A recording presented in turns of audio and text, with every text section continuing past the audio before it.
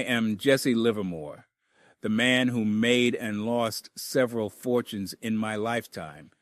But perhaps my most famous achievement was predicting the 1929 market crash. What I'm about to share with you isn't theory.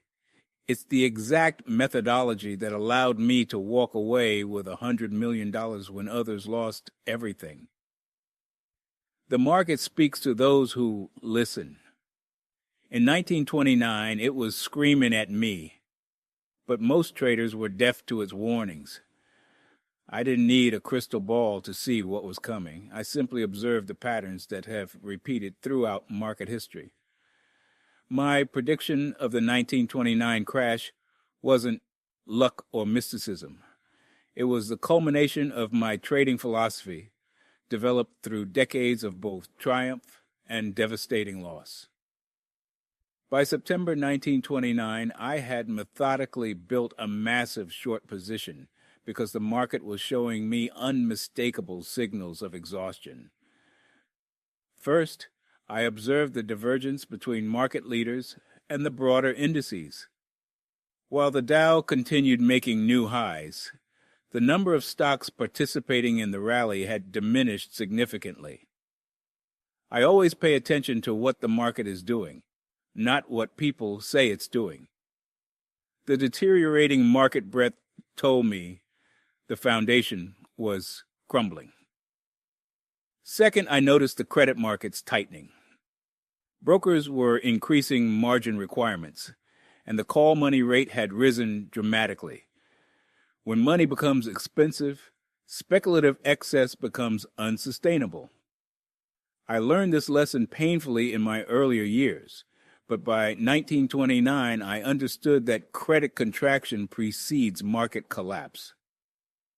Third, I recognized the psychological shift. The shoeshine boys and elevator operators giving stock tips wasn't just an amusing anecdote. It was my most reliable indicator of market tops. When everyone believes they can get rich quickly without effort, the end is near. I've never seen an exception to this rule. My approach wasn't complicated. I simply refused to follow the herd. While others were buying on margin, dreaming of endless prosperity, I was methodically building short positions. By October, I was so convinced of the impending collapse that I increased my shorts to the maximum my capital would allow. When Black Thursday arrived on October 24th, 1929, I wasn't surprised. I was prepared. As panic selling accelerated into Black Tuesday, my short positions multiplied in value. While fortunes evaporated around me, mine exploded to $100 million in today's dollars. The lesson I want you to take from this isn't about timing perfect shorts. It's about listening when the market speaks. It's about recognizing that markets operate in cycles, and extreme optimism inevitably leads to extreme pessimism. I developed a sixth sense for market tops and bottoms, not through mystical powers, but through painful experience. I went broke several times before I truly understood that the market doesn't respond to what you want or believe. It responds only to what you do. My prediction of the 1929 crash wasn't a lucky guess. It was the application of principles I'm sharing with you now. Divergences matter. Credit conditions foretell market direction. And when everyone is irrationally exuberant, it's time to head for the exits. These principles haven't changed in a century. They worked for me then, and they'll work for you now, if you have the discipline to follow them. I am Jesse Livermore, and I've made and lost more fortunes than most traders will ever see in their lifetimes. What I'm about to share with you isn't theoretical. It's the blood-stained wisdom that earned me $100 million in 1929, equivalent to billions today. My first and most crucial strategy, recognizing pivotal points in the market before anyone else. Let me be absolutely clear. Pivotal points are the foundation of my entire trading system. I don't care about opinions, news, or what some banking executive thinks might happen next quarter. I care about what the market itself is telling me through price action. When I was just 15 years old, working at Payne Weber's Boston brokerage, I began noticing patterns in stock quotations that others missed. I'd record prices meticulously, watching for what I now call market tells, subtle signals that a stock is about to change direction. Here's exactly how I identify a pivotal point. First, I look for a stock that has been moving strongly in one direction for an extended period. The longer and stronger the move, the more significant the potential pivotal point. I then watch for a failure to make a new high in an uptrend or a new low in a downtrend. This is critical. The market's inability to continue in its established direction is my first warning sign. Second, I observe volume patterns. Diminishing volume in the primary trend direction, coupled with increasing volume on counter moves, confirms my suspicion that a pivotal point is forming. I've watched this pattern repeat itself thousands of times across different markets and decades.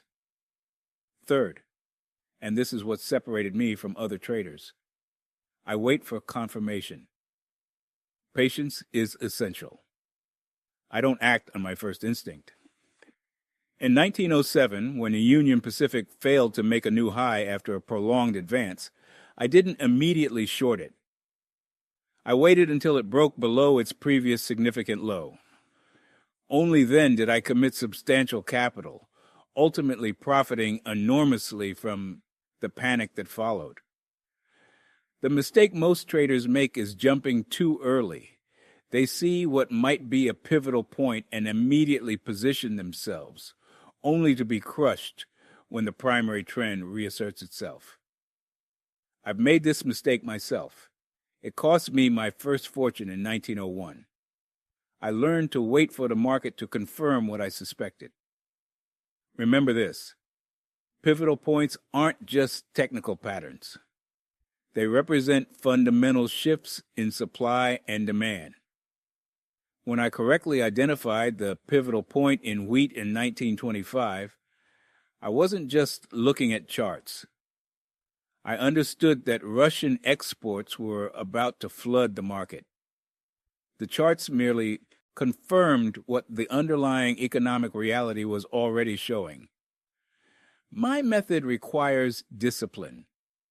You must train yourself to recognize these signals through constant study and observation.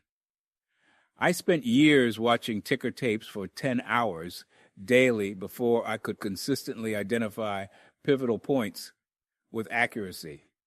There is no shortcut to this knowledge. When you correctly identify a pivotal point, position size becomes critical. This is where most traders fail even after seeing the signal correctly. I don't ease into positions. When I see confirmation of a pivotal point, I strike with significant force. Half measures produce half results. When I shorted RCA in 1929, after identifying its pivotal point, I committed substantial capital and held firm despite temporary countertrends. I am Jesse Livermore, and I discovered early in my career that price action alone is insufficient. The second critical step in my trading system is volume confirmation, the hidden money flows that reveal the truth behind price movements. Let me show you exactly how I use this to gain my edge. When I first started trading in bucket shops, I couldn't see volume.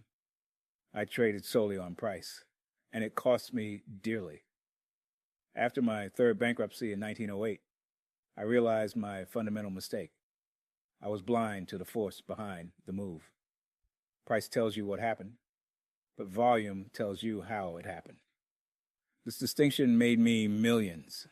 I look for divergence between price and volume. It's where the smart money reveals their hand. When prices rise on declining volume, I become immediately suspicious. I've witnessed this pattern before every major market top I've traded. In 1929, I saw stocks climbing to new highs while volume gradually diminished. This divergence was my signal to go short before the crash, a position that earned me over $100 million in today's dollars. Here's my exact method. I track volume relative to the previous 10 trading sessions. When I see a price breakout with volume at least 50% above this average, I consider it valid. But when volume fails to confirm a price move, I know it's likely a trap. I've escaped countless false breakouts using this simple rule. In 1923, I watched Radio Corporation of America stock climb for weeks. But the volume pattern told me the real story. While others bought the rising price, I observed the declining participation. When volume finally surged, but on a down day, I knew the distribution phase had begun. I immediately reversed my position and shorted heavily. The stock collapsed within 3 weeks. I don't just measure raw volume. I analyze its character. Is the heavy volume on up bars or down bars? Are the volume spikes at support or resistance levels? The timing of volume tells me whether smart money is accumulating or distributing. Consider this. In normal, healthy trends, volume should increase in the direction of the trend. When I see a bull market with higher volume on down days than up days, I know the trend is weakening. I've used this insight to exit positions weeks before major reversals. My volume analysis extends to market breadth. I don't just watch individual stocks. I track how many stocks are participating in a move. In 1926, while the Dow Jones continued making new highs, I noticed fewer and fewer stocks contributing to the advance. This breadth divergence, combined with weakening volume, told me the bull market was exhausting itself. Remember this. The smart money moves first and quietly. By the time the news is good enough for the public to buy, the professionals have finished accumulating. Volume patterns reveal these hidden transfers of ownership from strong hands to weak hands. I made my greatest fortunes by identifying these transfers before they became obvious. Volume is the fuel that drives price. Without adequate volume, price movements are suspect. I've learned this lesson through millions in losses and tens of millions in gains. Master volume analysis, and you'll see what others cannot. The footprints of the smart money. I am Jesse Livermore, and after decades of trading through booms and busts, I've developed what I call the Livermore line test. This is how I validate whether a market reversal has genuine strength or is merely a temporary pullback that will trap the impatient. When I first started trading in bucket shops at 14, I made the catastrophic mistake of jumping on every minor price movement. I'd see a stock tick up after a downtrend and immediately buy, only to watch it resume falling. This mistake cost me my entire stake multiple times before I finally understood what was happening. The market requires confirmation, and my line test is how I demand this proof before committing my capital.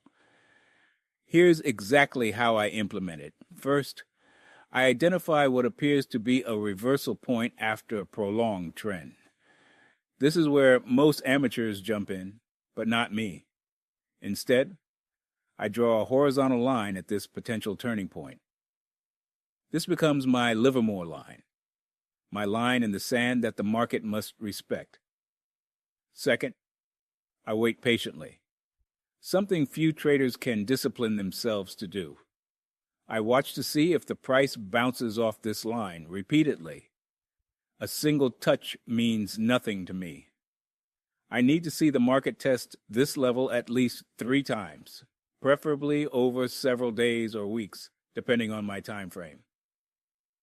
Third, and this is crucial, I observe volume patterns during these tests. When I see declining volume on each subsequent test of my line, I know sellers are becoming exhausted. Conversely, if I see increasing volume as the price approaches my line and then rebounds with even stronger volume, I've found my confirmation. I used this exact method in 1907 during the banking panic. While others panicked as Union Pacific plummeted, I observed it repeatedly testing and holding a specific price level. The volume dried up on each test. That's when I began accumulating shares, ultimately turning a $3 million profit when it recovered. This beauty of my line test is its versatility. I've applied it to stocks, commodities, and even entire market indices. During the 1929 crash, I identified key levels on the Dow Jones that, once violated, confirmed my suspicions that the bull market had ended. This saved me from ruin and positioned me to profit from the collapse. Remember, the line test is not about predicting reversals.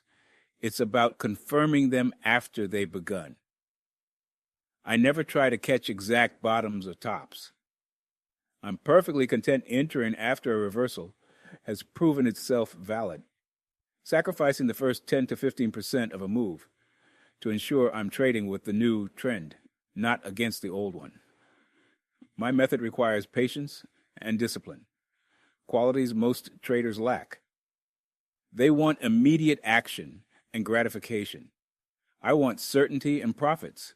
The market will always be there tomorrow. My capital, however, won't be if I trade without confirmation. The line test saved me countless times throughout my career. Master this technique, and you'll avoid the premature entries that destroy most trading accounts. Wait for the market to prove itself. Let others be the pioneers taking arrows in their backs. I prefer to be the settler who arrives after the danger has passed. I am Jesse Livermore, and I've made and lost more fortunes than most traders will ever see in their lifetime. When I look at price action, I see something most traders miss entirely: pivotal points that signal the true direction of the market. Let me show you exactly how I identify these crucial turning points that made me millions. First, understand that the market communicates through price. I don't care about news, rumors, or what some banker whispered at lunch. I care about what price is telling me. When I made my biggest trades, like shorting the market before the 1929 crash, I wasn't following headlines. I was following price action. My pivotal point analysis begins with identifying the market's line of least resistance. I look for what I call testing periods, where price repeatedly approaches a level but cannot break through. In 1907, I watched Union Pacific stock test its resistance for weeks. Most traders grew impatient, but I waited. When it finally broke through, I went all in and turned $5,000 into $50,000. Let me be clear about my methodology. I identify pivotal points by watching how stocks react after they break through significant price levels. The amateur watches the breakthrough. I watch what happens after. If a stock breaks resistance and then retreats, that's weakness. If it breaks and accelerates, that's strength. I made millions by understanding this simple distinction. I developed a specific technique I call line analysis. I draw horizontal lines connecting significant highs or lows on my charts. When price breaks through these lines with increased volume, I pay attention. But, and this is crucial, I don't act immediately. I wait for confirmation. In 1923, I watched Baldwin Locomotive break through her resistance line that had held for months. Instead of buying immediately, I waited 3 days to confirm the move was genuine. That patience saved me from a false breakout and positioned me perfectly for a 30% gain. My pivotal points aren't just about breakouts. I also identify them through what I call character change in a stock. When a stock that typically moves 1 to 2 points daily suddenly moves 5 points, something has fundamentally changed. In 1925, I noticed Radio Corporation of America's character change from steady movement to explosive action. This character change signaled a pivotal point that led to one of the greatest bull runs of the decade. Volume is my confirmation tool. A pivotal point without volume is like a car without gas. It won't go far. I always verify price movements with volume analysis. When I see a stock break through a significant level with volume 200, 300% above average, I know something real is happening. I used this exact approach when I bought wheat futures in 1925. The price broke resistance with massive volume, and I rode that move for a $1 million profit. Remember this, pivotal points occur at the intersection of price, time, and volume. Most traders see only price. I see all three dimensions. This complete vision is what separated me from the amateurs and why I could make $3 million in a single day when others lost everything. I am Jesse Livermore, and after decades of trading through market booms and devastating crashes, I discovered that price movement alone is worthless without volume confirmation. This is my second critical step in identifying truly profitable trades, something I paid dearly to learn through my own mistakes. Volume is the heartbeat of the market. When I was a young trader, I chased price movements without considering volume, and it cost me fortunes. Let me be clear. Volume doesn't just confirm a trend. It reveals the truth behind it. I've made millions by understanding this relationship, and I've lost millions by ignoring it. Here's exactly how I use volume confirmation in my trading. When I see a stock breaking out of a consolidation pattern, the first thing I check is whether volume is significantly higher than the average daily volume. I need to see at least 50% above normal volume on breakouts. Anything less, and I stay away. I've learned that lesson through painful experience. In 1907, before the market crash, I observed something critical. Stocks were rising, but volume was decreasing. The smart money was quietly distributing shares while the public was still buying. I sold short and made $3 million when the market collapsed. That wasn't luck. It was reading volume correctly. I've developed 3 volume patterns that signal high probability trades. First, I look for climactic volume. When volume spikes to 3 or more times the average daily volume. This often signals exhaustion and a potential reversal. I've made some of my biggest profits by shorting stocks after seeing this pattern, particularly at market tops. Second, I watch for declining volume on rallies.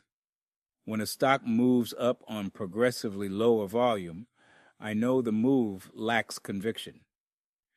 In 1929, I observed this exact pattern in the broader market. Prices climbing on weaker and weaker volume. That's why I went short before the crash, making over $100 million in today's dollars.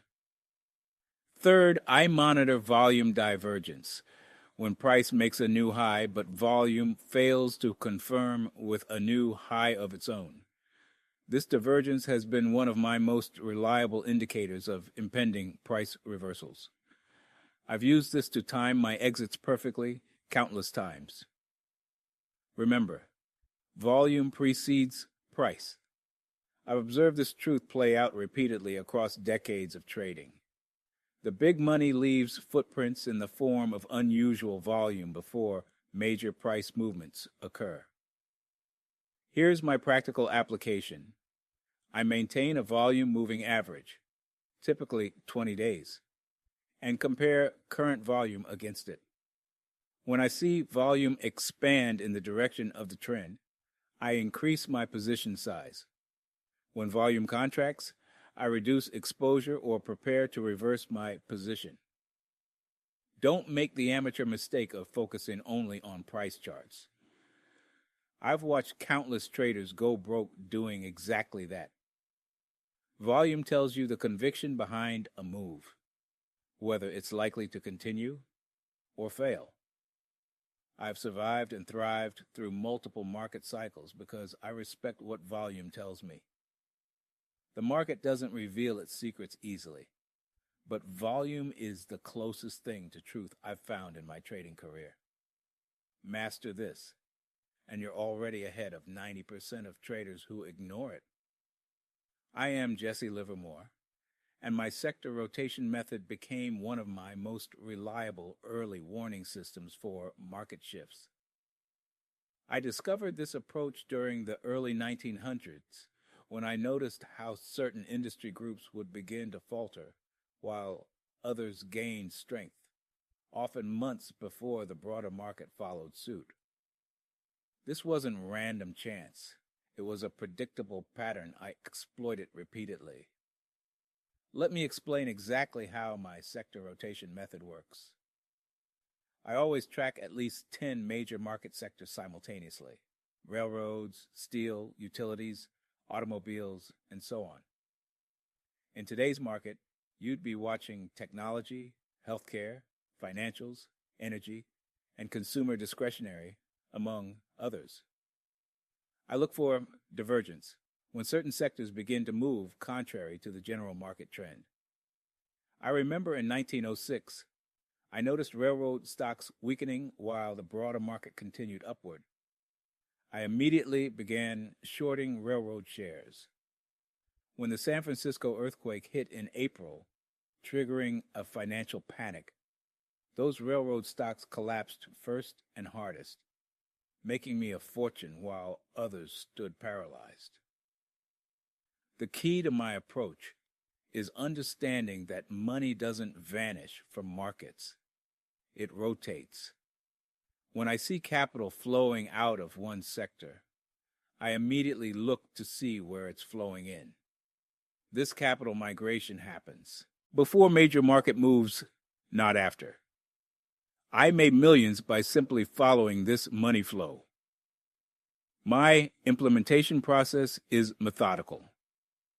First, I create a simple chart tracking the relative performance of each major sector against the broader market index. When I see a sector underperforming the market for 3 consecutive weeks, I mark it as suspect. When I see another sector outperforming for the same period, I mark it as a potential recipient of rotating capital. Second, I confirm this rotation by examining trading volume. Increasing volume in the rising sector, coupled with increasing volume in the falling sector, tells me smart money is actively repositioning. I don't wait for news to explain why. By then, the opportunity is gone. Third, I take decisive action. I begin building short positions in the weakening sectors and long positions in the strengthening ones. I don't go all in immediately. I scale in as the trend confirms itself. I used this exact approach in 1929. Months before the crash, I noticed utilities and financials weakening, while consumer staples strengthened. The market seemed healthy to most, but I saw the early warning signs of rotation. I began shorting the market aggressively, positioning myself for what became the most devastating crash in history. The beauty of my sector rotation method is its simplicity. You don't need complex algorithms or insider information, just disciplined observation and the courage to act when you see capital flows changing direction. This method served as my early warning system throughout my career, alerting me to major market shifts before they became obvious to the investing public. Remember, sectors rotate in a predictable sequence throughout economic cycles. Learn this sequence, and you'll anticipate market moves rather than react to them. I did this decades before it became common knowledge, and it remains one of the most powerful tools in my trading arsenal. I am Jesse Livermore, and timing is everything in this game. When I developed my contrarian timing strategy, I wasn't just looking at charts or fundamentals. I was studying the psychology of the masses. Let me share the fourth critical step in my trading system, the psychological trigger that made me millions while others lost everything. I've always known that the market moves based on emotion before logic. Fear and greed drive prices far beyond rational levels in both directions. My contrarian timing strategy exploits this fundamental truth. When panic reaches its peak, I buy. When euphoria blinds the masses, I sell. But timing these moments precisely, that's where my edge truly lies. In 1907, during the banking crisis, I made my first million by shorting the market when everyone was still buying. I watched as financial leaders proclaimed the economy was sound, even as I saw the underlying rot. The psychological trigger I identified wasn't the news. It was the disconnect between public confidence and private actions. While bankers reassured the public, they were quietly liquidating their own positions. I followed what they did, not what they said. My timing method requires tremendous discipline. I don't simply buy when others sell or sell when others buy. That's too simplistic. Instead, I look for what I call the capitulation moment.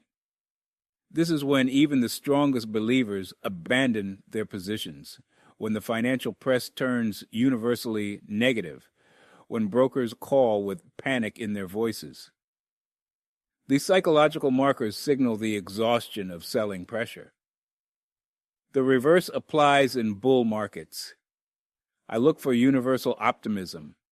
When taxi drivers and shoeshine boys give stock tips, when my fellow traders boast about their genius, when financial headlines use words like endless and permanent to describe the bull market.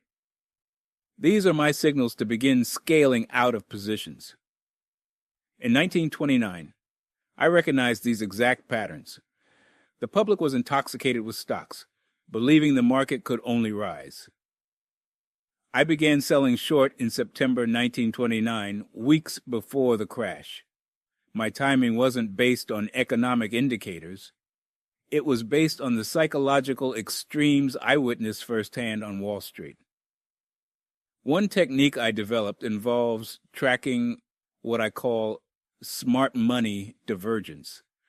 When sophisticated investors quietly move against the crowd, I pay attention. I cultivated relationships with floor traders, specialist firms, and bank executives. Their whispered concerns often contradicted their public statements. This intelligence network became my early warning system. I also learned to monitor my own psychology. When I feel absolutely certain about a trade, when it seems obvious, I force myself to question my conviction. The market has a way of punishing certainty. My best trades often began with doubt and discomfort. Remember this: the masses are always wrong at extremes. Your advantage lies in recognizing these turning points before they become obvious. Study crowd psychology more than price patterns. Watch what the majority does at market extremes Then do the opposite, but only after you see concrete evidence of exhaustion in the prevailing trend. Timing isn't about predicting the future. It's about recognizing when the psychological conditions are ripe for a reversal. Master this skill, and you'll find yourself buying when prices are truly cheap and selling when they're genuinely expensive, the essence of profitable trading. I am Jesse Livermore, and I've made and lost more fortunes than most traders will ever see in a lifetime. My pivot point principle isn't just another indicator. It's the foundation of how I identify major market reversals and made millions while others were being wiped out. Let me teach you exactly how I use pivot points to spot reversals before anyone else saw them coming. When I first developed my pivot point system in the early 1900s, I wasn't looking at fancy charts or computer screens. I was studying the raw numbers, watching price action, and developing a feel for when the market was about to change direction. My method was elegant in its simplicity, but devastating in its effectiveness. The pivot point principle I created focuses on identifying key price levels where the market hesitates before deciding its next move.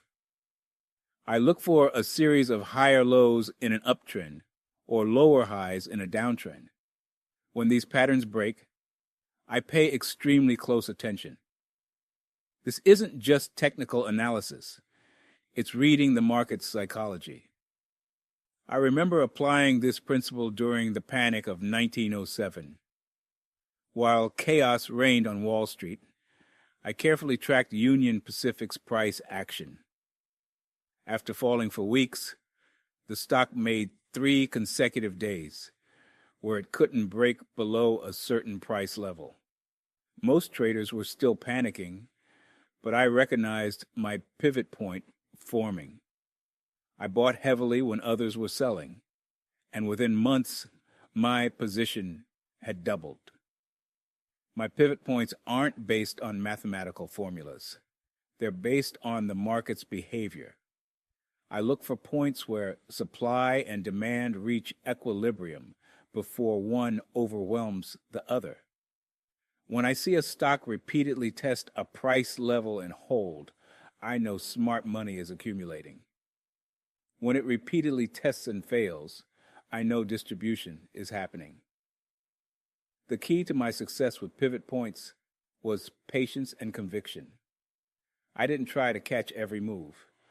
I waited for clear confirmation that a pivot was forming, then committed substantial capital. In 1929, I identified pivot points forming in several major stocks months before the crash. I liquidated my long positions and went short, resulting in my greatest trading victory, over $100 million in today's money. Let me be clear about something. Pivot points aren't about predicting the future. They're about recognizing when market sentiment is shifting and positioning yourself accordingly. I don't try to outsmart the market. I simply observe its behavior and align myself with its direction. The most powerful aspect of my pivot point principle is its timelessness. Markets have changed dramatically since my day, but human psychology hasn't. Fear, greed, and momentum still drive prices. When I saw a stock test a price level 3 times without breaking it, I knew something significant was happening. The 4th test would often result in a powerful move. I've taught you the foundation of my pivot point principle, the first step in spotting major market reversals. Master this concept, and you'll begin to see the market differently. You'll spot reversals while others are still blindly following the trend. This isn't theoretical. It's how I made my millions. The market will test your patience, but my pivot point principle will give you the confidence to act decisively when others hesitate. I am Jesse Livermore, and I've made and lost more fortunes than most traders will ever see in their lifetime. When I developed my trading system in the early 1900s, I discovered that price movement alone wasn't enough. I needed confirmation, and volume became my second critical step in verifying a true market move. Volume doesn't lie. I learned this lesson the hard way, losing millions before understanding that price movements without corresponding volume are suspect. When I see a stock breaking out but volume remains flat, I stay away. It's a trap I've fallen into before, and I won't make that mistake again. Let me share exactly how I use volume in my trading decisions. I look for increasing volume on breakouts and decreasing volume on pullbacks. This pattern confirmed my biggest trades, including my legendary short positions before the 1929 crash. While others were still buying into the rally, I noticed volume patterns weakening months before the collapse. The signs were there for anyone paying attention. I divide volume analysis into three distinct patterns. First, I watch for climactic volume, those explosive days where everyone seems to be buying or selling at once. In 1907, I spotted a panic-selling climax and went long against the crowd, doubling my position as volume exhausted itself. The market reversed exactly as I anticipated. Second, I monitor volume divergence. When Northern Pacific Railway was climbing in 1901, I noticed something crucial. Each new price high was accompanied by progressively lower volume. The smart money was quietly exiting, and while the public was still buying. I sold my position and avoided the subsequent collapse. The volume told me the truth before the price did. Third, I track relative volume. I don't just look at raw numbers. I compare today's volume to the previous 20 trading days. When I see volume 200% above average, I pay close attention. This exact pattern signaled my entry into cotton futures in 1918, resulting in one of my most profitable trades. I've developed specific volume thresholds through years of market observation. For a breakout to convince me, I need to see volume at least 50% higher than the 10-day average. Anything less, and I remain skeptical. This rule saved me countless times from false breakouts that trapped other speculators. Remember this: markets can be manipulated in the short term, but volume patterns reveal the truth. I've witnessed pool operators drive prices up on low volume, only to distribute their shares to the public during high-volume rallies. I made millions by recognizing these patterns, while others bought at the top. My success came from treating volume as a lie detector. When prices move without confirmation from volume, I know manipulation is likely present. I've built my fortune by waiting for honest markets, when price and volume move in harmony, confirming each other's message. That's when I strike with absolute conviction. Volume analysis isn't just a technique. It became my market truth serum. Master this confirmation step, and you'll see the market through my eyes. I am Jesse Livermore, and I've made and lost millions multiple times in the market. Today, I want to teach you one of my most crucial strategies, my third step of position building: testing the waters. This is how I've built fortunes while others were wiped out. Pay attention, because what I'm about to share with you separates the amateurs from the professionals. When I enter a position, I never go all in immediately. That's a fool's game, and I've watched countless traders destroy themselves with that approach. Instead, I test the waters first with a small position. I call this my feeler or pilot position. It's not about being timid. It's about being strategic. Here's exactly how I do it. After identifying a stock that meets my criteria and confirming the general market direction, I take a small initial position, typically about 10 to 20% of what I ultimately intend to invest. This isn't random. It's calculated. I'm not just buying. I'm probing the market's reaction. I remember in 1907, before the panic, I sensed weakness in Union Pacific.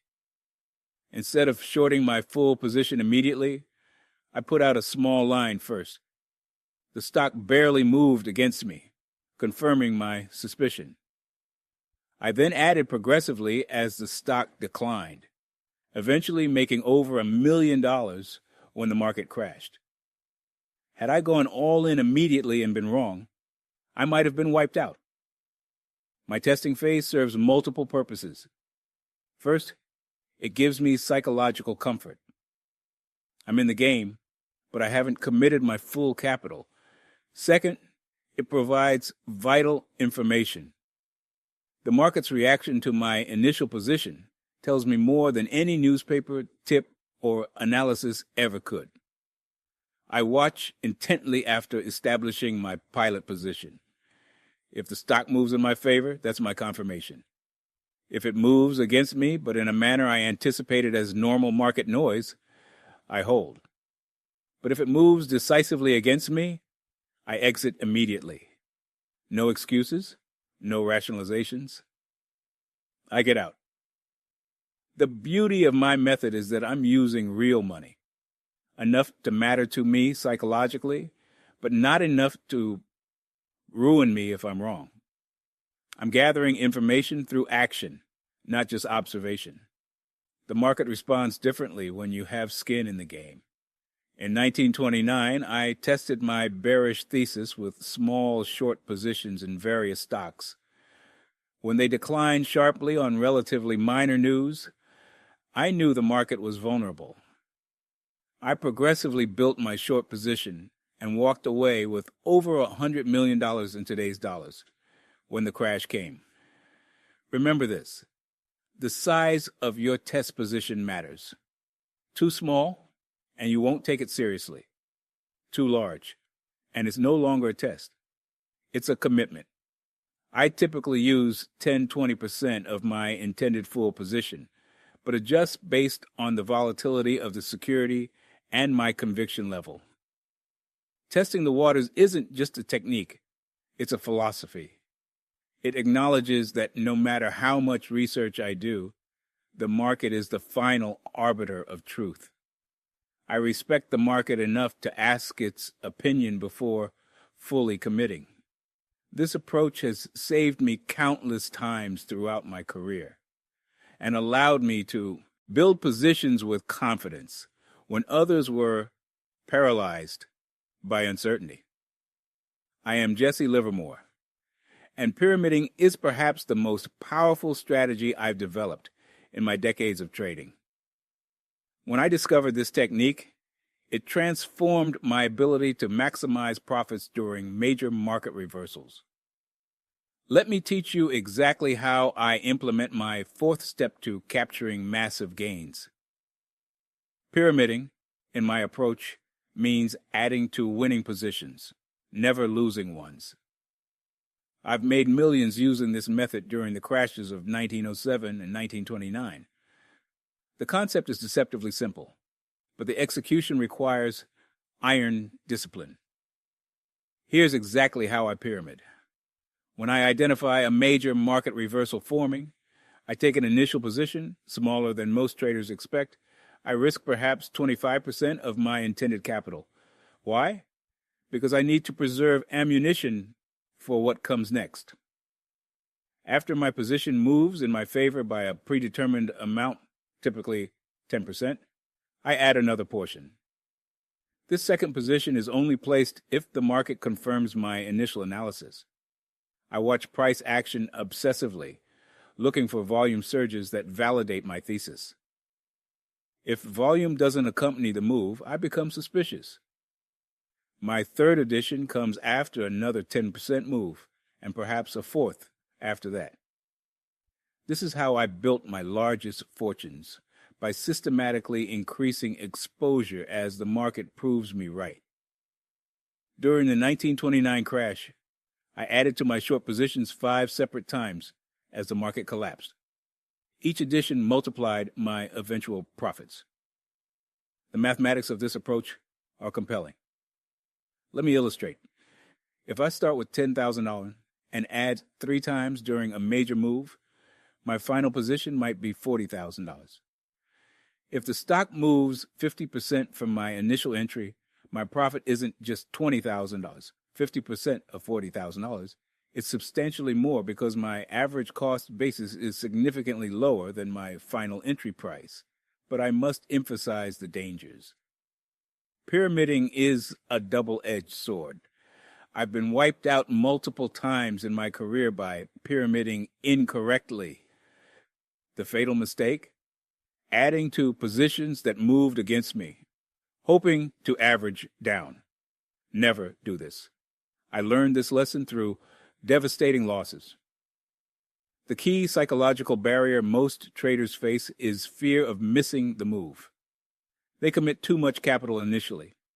I do the opposite. I start small, which gives me the emotional freedom to add aggressively as confirmation arrives. My pyramiding rules are strict. First, I never average down, only up in the direction of my profit. Second, I only add after the position shows a profit. Third, my subsequent positions are never larger than my initial position. Fourth, I maintain my stop-loss discipline on the entire position. When executed properly, pyramiding creates a virtually unstoppable momentum in your trading account. The psychological advantage is immense.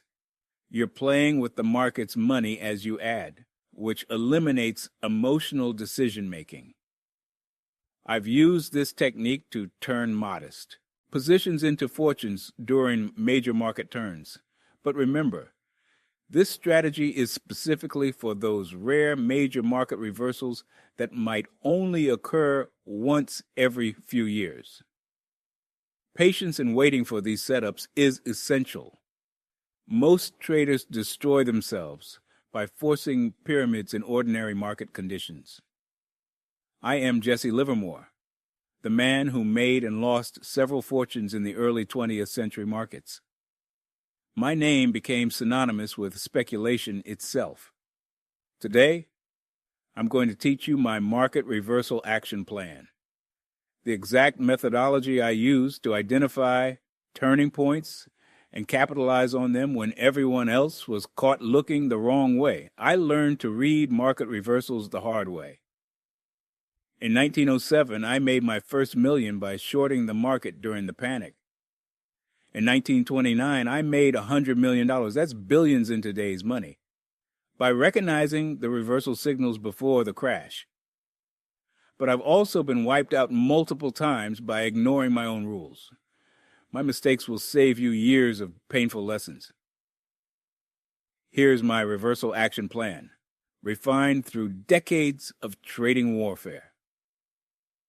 First, I always watch for divergence between market leaders and the general index.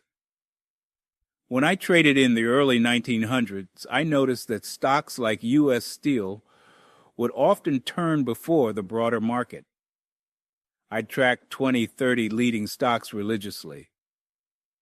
When these bellwethers started to diverge from the main market trend, I prepared for action. You must identify the leaders in your era and watch them like a hawk.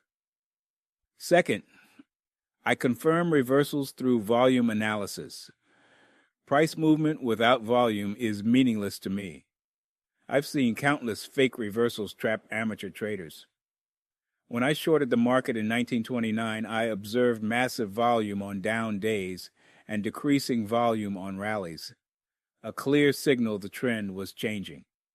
Volume never lies. It's the footprints of money. Third, I use pivot points to time my entries. I don't try to catch the exact top or bottom. That's a fool's game. Instead, I wait for a definitive break of a significant pivot. When shorting in 1929, I didn't act on the initial decline. I waited for the failed rally attempt and breakdown below the previous support. Patience saved me from false signals and premature entries. Fourth, I scale into positions. I never deploy my full capital at once. I start with a modest position at the first confirmation signal. If the market moves in my favor, I add to my position. This method protected me during uncertain reversals and allowed me to pyramid my profits when I was right. Fifth, I maintain ironclad risk management. I set my stop-loss points before entering any trade. In 1907 and 1929, despite my conviction about market direction, I always knew exactly where I would exit if proven wrong. No single trade should risk more than 2% of your capital. I learned this after being wiped out completely, twice. Finally, I remain emotionally detached. Markets don't care about your opinions or feelings. When I made my biggest gains, I wasn't celebrating or getting cocky. I was focused solely on execution. The market will test your conviction during reversals. Most traders fail this test by second-guessing themselves at precisely the wrong moment. Implement this action plan, and you'll be prepared for the next major market turn. Remember my words. There's nothing new in Wall Street. There can't be because speculation is as old as the hills. Whatever happens in the market today has happened before and will happen again. Master these principles, and you'll be ready when history inevitably repeats itself.